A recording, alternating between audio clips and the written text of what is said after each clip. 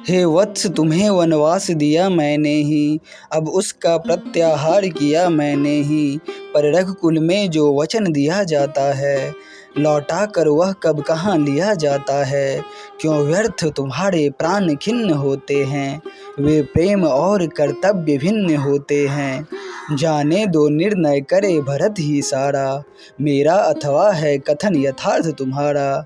मेरी इनकी चिरपंच रही तुम माता, हम दोनों के मध्यस्थ आज ये भ्राता। हाँ आर्य भरत के लिए और था इतना, बस भाई लो माँ कहे और ये कितना। कहने को तो है बहुत दुख से सुख से, पर आर्य कहूँ तो कहूँ आज किस मुख से। तब भी है तुमसे विनय लौट कर जाओ, इस जाओ का क्या अर्थ मुझे बतलाओ। प्रभु पूर्ण करूँगा यहाँ तुम्हारा व्रत मैं, पर क्या अयोग्य असमर्थ और अनिरत मैं।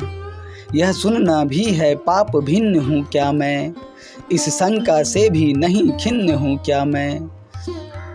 हम एक आत्मा है तदपि भिन्न है काया, तो इस काया पर नहीं मुझे कुछ माया। सरजय पर यह इसी उटज के आगे, मिल जाए तुम्हीं में प्राण अर्थ अनुरागे। पर मुझे प्रयोजन अभी अनुज इस तन का, तो भार उतारो तात तनिक इस जन का। तुम निज विनोद में व्यथा छिपा सकते हो, करके इतना आयास नहीं थकते हो।